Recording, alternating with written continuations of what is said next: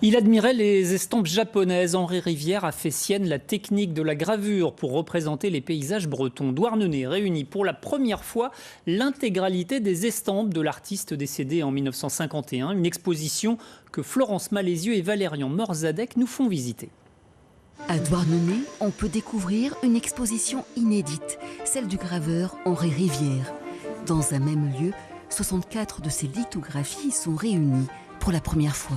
Il est devenu l'un des maîtres incontestables de l'art de l'estampe, à force de travail et de passion pour la technique. Il gravait lui-même ses œuvres au lieu de les confier aux ouvriers. C'est un technicien hors pair. C'est vraiment quelqu'un qui s'intéressait aux aspects techniques de la gravure.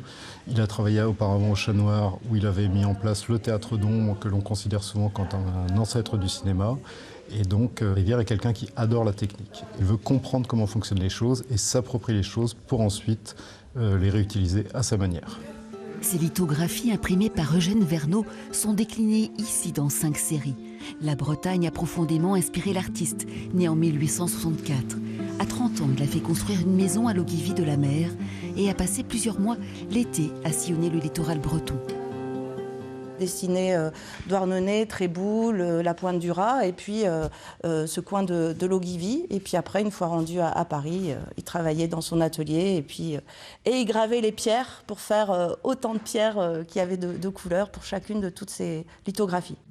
Henri Rivière a aussi été largement influencé par l'art japonais, comme les artistes de son époque. Il a réalisé ses gravures sur bois avec la technique utilisée par les maîtres japonais dans un style épuré, avec le même amour de la nature qui imprègne ses œuvres. C'est l'amour de la nature. La révolution industrielle a déjà commencé depuis plusieurs années, mais il y a un retour à la nature. Pour eux, la nature, les animaux sont sur le même plan que les hommes. Cette exposition a pu voir le jour grâce à un encadreur douarneniste et ses 2 spécialistes d'Henri Rivière.